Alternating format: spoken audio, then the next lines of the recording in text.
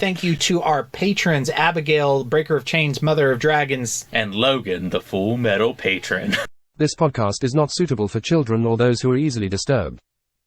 Spoiler warning for whatever is in the title of this episode. And now for the obligatory socials. Please like, share and subscribe. Follow Daniel at DStarSick on Twitter. Follow Ryan at Darth Damio on the Bluebird app. You can find the podcast on Twitter at HorrorPod69. You can also follow us on Facebook, Instagram, Slasher and Goodreads. Become part of the Disturbed community by asking for the Facebook group and Discord links. Send dick pics to the Horror of Babylon podcast at gmail.com. Support the show at patreon.com/the Horror of Babylon. In closing, you can let your friends know that the Horror of Babylon is available on YouTube, Apple Podcasts, Spotify, Audible and all other major podcast apps.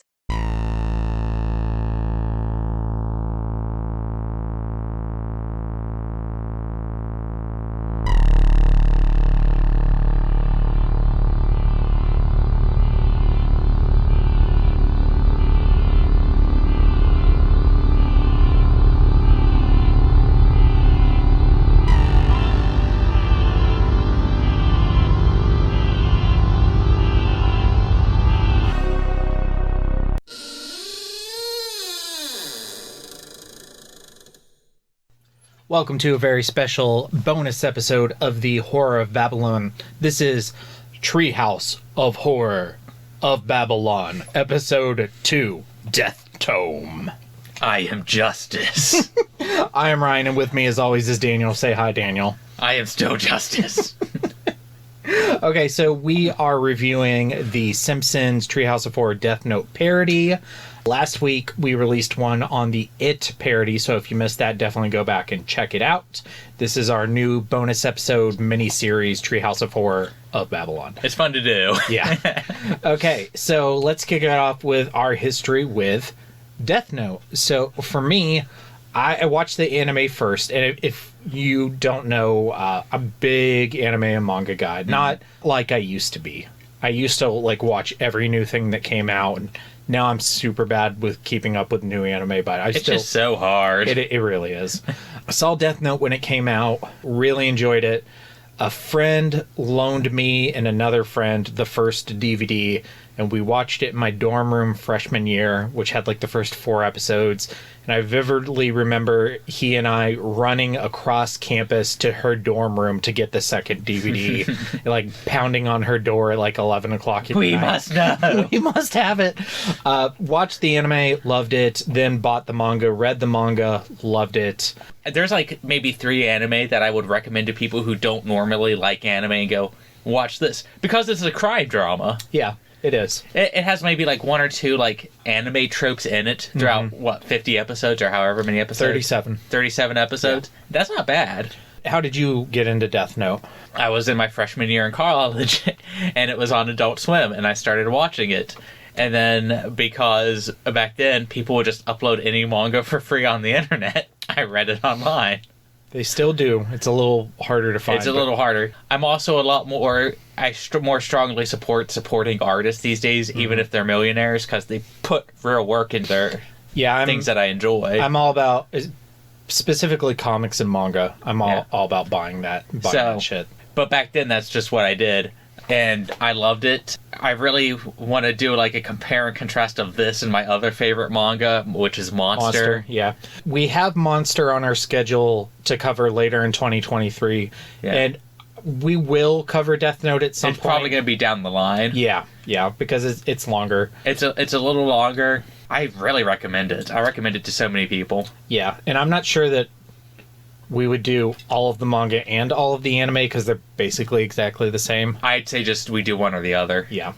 And I'd be happy with either because they're both great. That's also my opinion of Monster. If you want to save time, it's on Netflix now. Okay, so when this was announced, what were your thoughts, expectations? I saw the artwork and I was like, I have to watch this. Yeah, it's gorgeous. And the first time I watched it, the animation blew me away. Yes. Because it's even animated super good. The Simpsons is animated well, but because of the art style it has, it doesn't get to show that off. It doesn't have that... God. There's a speed dynamic to anime that you don't see a lot in Western animation. Yeah.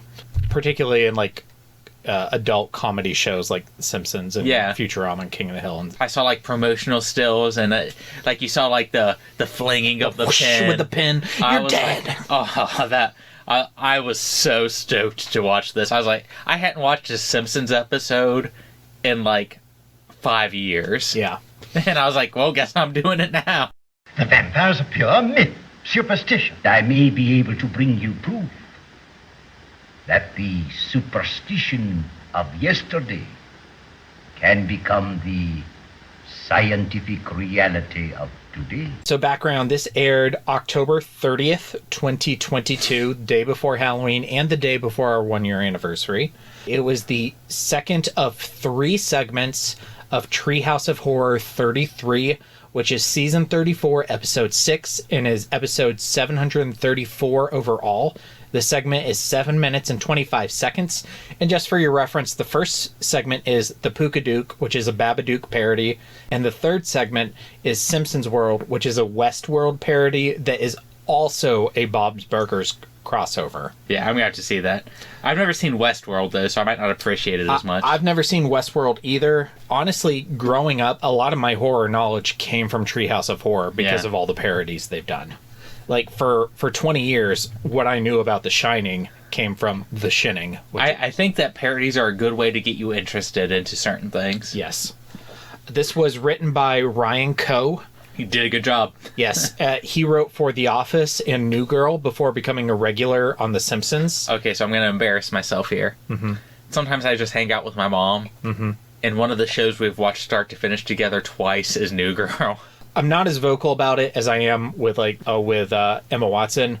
I love Zooey Deschanel. She's so fucking pretty. She is, like, I think she's top 5 prettiest people in Hollywood, hands down. I agree. Here's what happened with us in that show. Beck and I sat down to watch New Girl. We watched like the first 3 or 4 episodes, and she said, I don't like it, but I might watch it with you at some point. So I didn't keep watching it, thinking that she and I were going to pick it up again at some point, and then she watched all of it without me while I was like working. I loved it. I think that girl.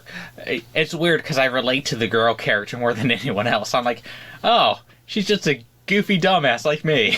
I liked what I saw of it. Yeah. This was directed by Rob Oliver. He started his career with The Simpsons in 2005 as an animator and has been with them ever since. His IMDb has no non-Simpsons credit. He knows his wheelhouse. Yeah, exactly. And that's that. Another story in the classic, infallible 3-act structure. Good enough for Aristotle, good enough for The Simpsons. Mr. Sislak, I have a feeling there's going to be one more act to this story. Well, I'm not hanging around for that. 4 acts. Okay, so structure and themes. And we're going to kick this off with the same preface we did with the last episode.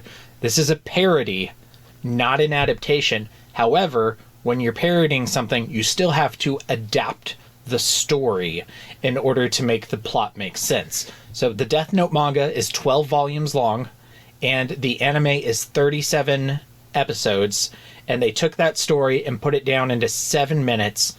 How do you think they did? I think they did a really good job. Yes. I don't know how they condensed so much into 7 minutes. They've been doing it for years. They found a way. They did. I'm sitting there, and I'm like, especially the first time I watched it, and I'm like, man, I wonder how they're going to do like L, and then they're like Alberto, and then it cuts away to him.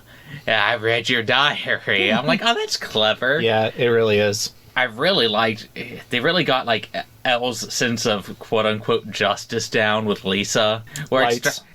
Lights. They both start with an L, so I get confused. They're coming to get you, Barbara. Let's talk about Lisa. Lisa is Light Yagami. Perfect. And like you were just saying, the characters are actually kind of similar. They're both idealistic. They're both very passionate about their own beliefs, and they're not always super open to other people's ideas. The thing about Lisa is she's the smartest character on the show, and most of the time she's right.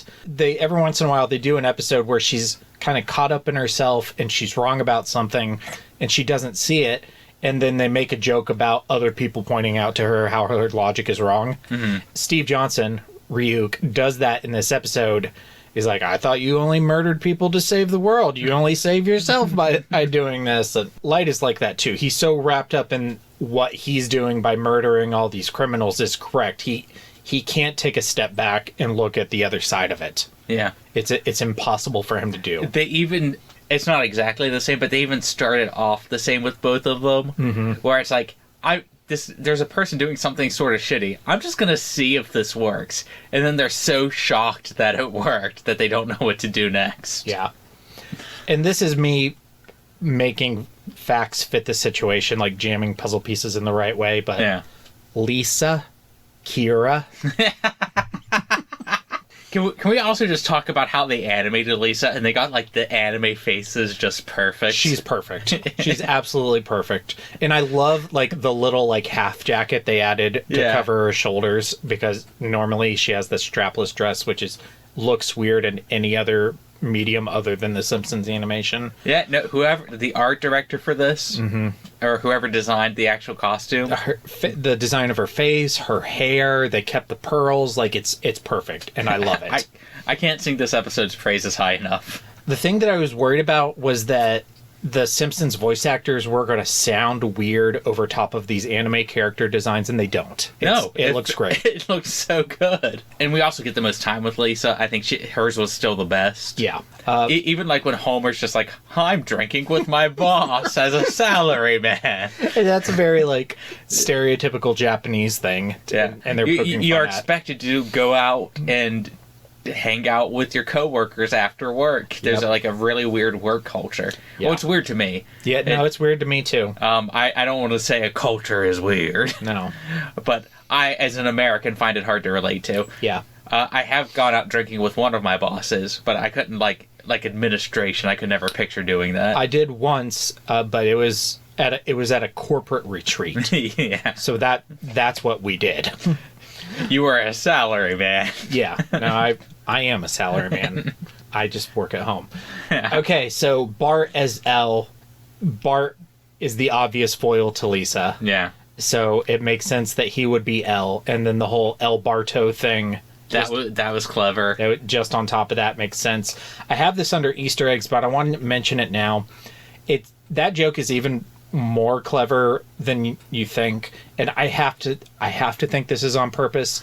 So the quote is, when Lisa figures it out, "It's not L, it's L," which I believe there's an episode where Homer wants to figure out what his middle name is because he's always just been Homer J. Simpson.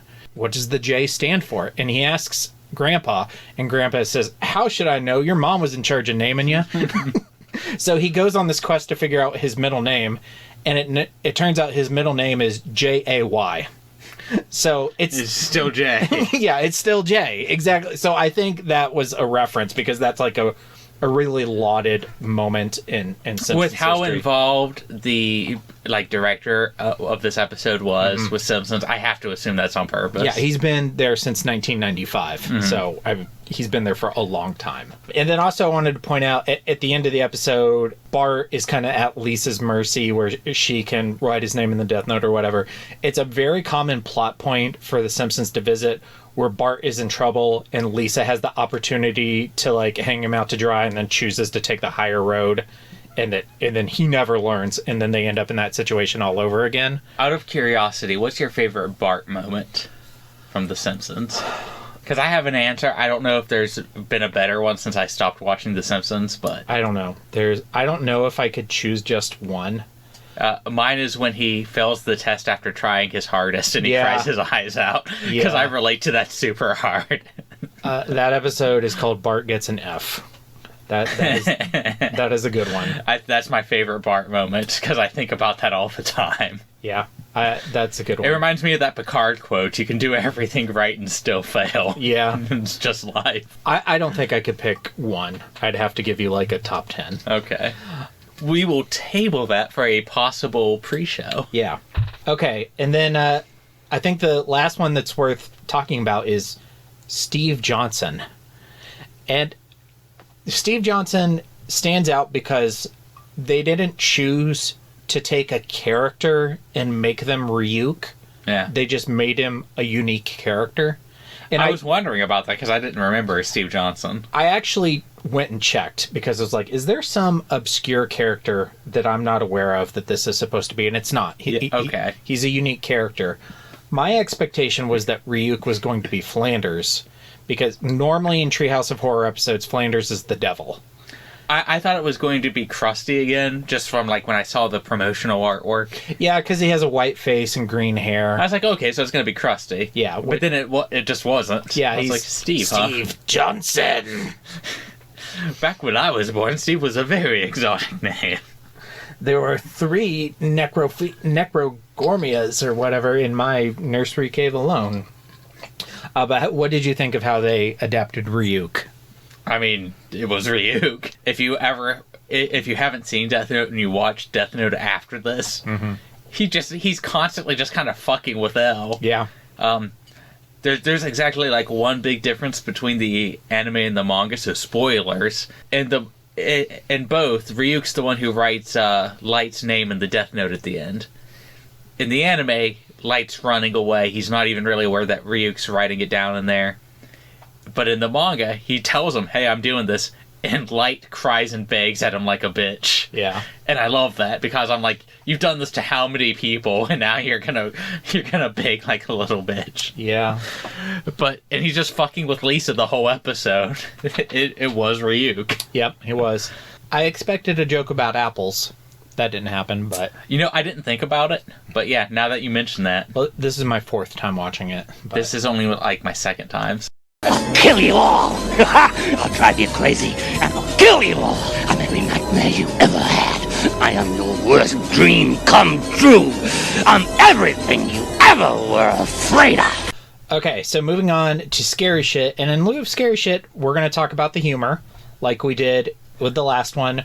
What was your funniest moment, and what joke maybe fell a little flat?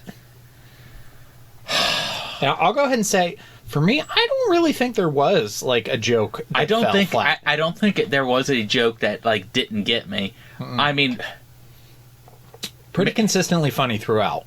I think the closest one was maybe one of the deaths. But I thought all of them were kind of funny. Yeah. My favorite joke is Steve.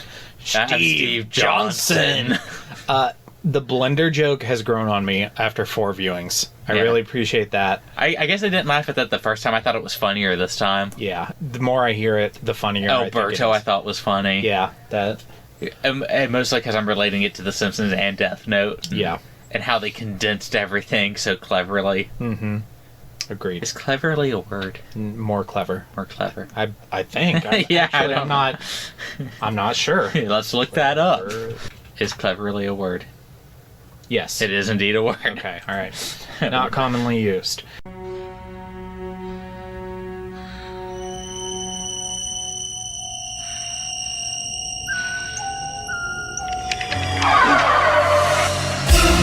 Kiss me, fat boy!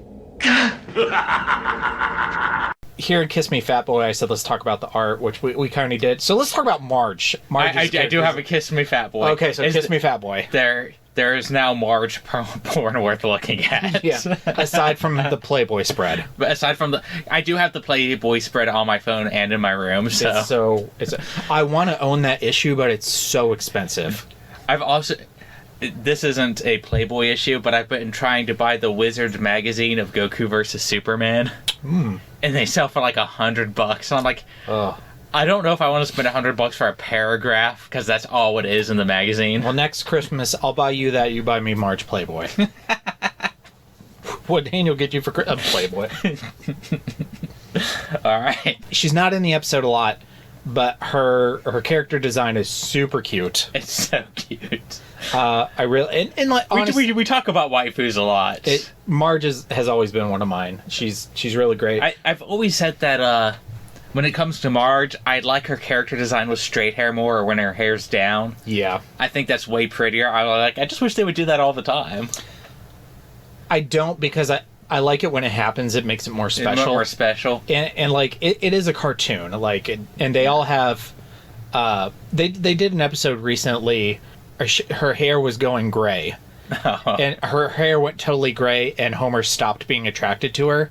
Because it turns out Homer's fetish is blue. I kind of want to see that. It's a really good episode. You'll have to link me which one that is. A joke that happens in that episode is Bart says, you know what I really want to know? I want to know where my head stops and my hair begins. He's like, head. It's hair. Here, where does it stop? And then it cuts to Lisa, and she's looking in the mirror, and she goes, oh my God, me too. Where is it? And then Maggie's just on the floor, like, pulling at her hair, like, it's really great. That actually sounds really funny. It's a good episode. I might start watching The Simpsons again. Oh my God, are you Stephen King? No, I'm Dean Koontz. Oh.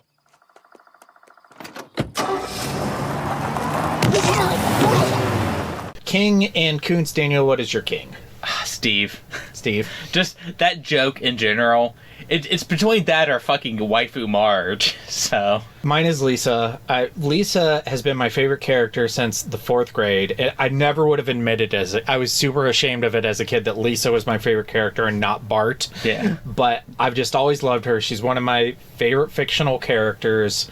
And like, she is just so adorable, and they've adapted her so well in this. I thought it was absolutely great. You get Lisa with cute little what is it, Moe faces, yeah. Yeah, exactly. That's fucking... It's cute. It's cute to see. It was.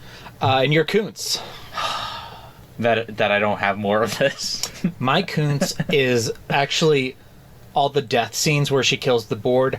Not because of what they are. I like them. But I wish they would have used those as opportunities to insert more characters. Oh, that would have been good, yeah. Yeah, like... I'm changing my Koontz. That's a good Koontz. Why are they just random-ass people? Why Republican Dracula. Yeah, see Republican Dracula eaten by an alligator. Why can't we see Moe drown in a chocolate fountain? Like, it would have been way better. Sideshow Bob, yeah. Yeah, that would have been great. Okay, Flanders. Flanders is a background character. He's one of the characters you see walking down the street. But when you're alive, I'd like to see him die. Yes. So yeah, that's okay. No, that's my Koontz now. I agree. That's solid. We are going to do a separate list for ranking Treehouse of Horror segments and episodes, but we're not going to do it until we have a few episodes under our belt. So stay tuned for that. Going to Zombie Day, I've got some Easter eggs. I love it. We just wanted to point out some of the characters that are Simpsons regulars that are in this, but they don't have, they're just in the background. Most of them are the scenes where they're out on the street. In the very first scene, you see Sherry and Terry, who are the two twins. They're behind Lisa playing on their smartphones, which is the exact same thing that they're doing in the new Simpsons opening. You also see Anime Disco Stu walking down the street, which is super great. In the last scene, you see the sea captain and Ned Flanders, and what I think might be an adult Milhouse, but I couldn't swear to that one. And then, of course, the scene at the house, you get to see Anime Kent Brockman and Anime Snake. And then there's a picture of Grandpa and Santa's Little Helper up on the wall. And then just some locations in Springfield that you get to see on the street. Android's Dungeon, Bolorama, Luigi's, Sporticus, Gulp and Blow, Costington's, Pitted Olive, Buccacinos, and my favorite store in all of Springfield, the toy store, J.R.R. Toykins. Oh, that's great. It is so great. It's in this episode. It's the store that's below the big TV where L shows up. Some other Easter eggs that are in this episode. There's a Duff Beer billboard, Krusty Burger billboard. The Tofu the cat is playing with a Mr. Sparkle detergent box, which is a classic episode. In the show, Marge has a picture she painted of a sailboat that is always hanging above her couch. In this, there's a picture of a sailboat, but that sailboat is going over the wave, as in the famous Japanese painting The Wave. Okay. Lisa has a Bleeding Gums Murphy poster on her wall. There's a Mr. Sparkle billboard, and we already mentioned the LL thing. All right, so moving on to homework. What other horror, anime, or manga properties would you like to see get the Treehouse of Horror treatment? Okay, so this is a guilty pleasure of mine, but I think it would be kind of easy to adapt, and that would be Future Diary. I don't know that one. It's a death game. You know, there can only be one survivor, but everyone has like their own kind of diary that tells them the future in different ways. Like one kid has his on a phone, so he'll look at his phone and it'll text him like what he's written down, and so they all keep notes in different ways. That's cool. So it would be Future Diary, because then we could have Yandere Lisa. For me, I think it's obvious, and I think it's the one horror anime property that I'm very surprised they haven't already done, because they've referenced it in the main show before, and I'm surprised they did Death Note before they did this. But Akira. Why hasn't there been... it's a big one. Yeah. Our question to listeners is the same. Or what other horror anime or manga properties would you like to see in Treehouse of Horror? For further reading, if you haven't read or watched Death Note, do it. And if you're not aware, there is actually a new Death Note manga, Death Note Short Stories, which I have read and is very good. Highly recommend. And then, of course, just like our last Treehouse of Horror of Babylon episode, really recommend just Treehouse of Horror in general, and the episode from this season when Nelson met Lisa. They're both really, really good. All right, so upcoming on the Horror of Babylon, next week we are doing Dracula's Guest by Bram Stoker. And then the following week we will be reviewing Nosferatu. And then we are wrapping up Dracula coverage with A Dowry of Blood, Dracula 1931, Powers of Darkness, and Bram Stoker's Dracula, which is Daniel's favorite? Yeah, that's my favorite movie adaptation, yeah. It's your favorite movie? Well, it's my favorite Dracula adaptation movie. I have to categorize... My favorite movie is Donnie Darko. Donnie Darko was pretty good. Yeah. That was part of my senior term paper. And that's because of you. You're like, you've never seen Donnie Darko? That's a Daniel movie. That keeps happening. I don't know how you... Yeah. We need to do Leon the Professional. That's the next so one. I haven't seen... That'll probably be my favorite movie afterwards. I mean, it's right up your alley. It's totally... That's a Daniel movie if I've ever seen one. But that's it. If you guys have specific Treehouse of Horror episodes or segments you want us to also do in this mini-series, reach out to us on our socials. Let us know. Stay tuned. You're about to hear all those socials. Daniel, thank you for recording with me tonight. I had a great time. I won't write your name in the Death Note. Oh, thank you very much. But if you do, make it so that I die in my... Oh, wait. I don't want to fall on a grill. I'd be more creative. It'd be... Okay. You'd make the news. Okay, that'd be good. All right. Thank you, everybody, for listening. Thank you to our patrons, Abigail, Breaker of Chains, Mother of Dragons, and Logan, the Full Metal Patron. Stay tuned for our socials and stay scary. Stay scary, everybody. And now for the obligatory socials. Please like, share, and subscribe. Follow Daniel at DStarSick on Twitter. Follow Ryan at Darth Damio on the Bluebird app. You can find the podcast on Twitter at HorrorPod69. You can also follow us on Facebook, Instagram, Slasher, and Goodreads. Become part of the Disturbed community by asking for the Facebook group and Discord links. Send dick pics to the Horror of Babylon podcast at gmail.com. Support the show at patreon.com/the Horror of Babylon. In closing, you can let your friends know that the Horror of Babylon is available on YouTube, Apple Podcasts, Spotify, Audible, and all other major podcast apps. Stay scary.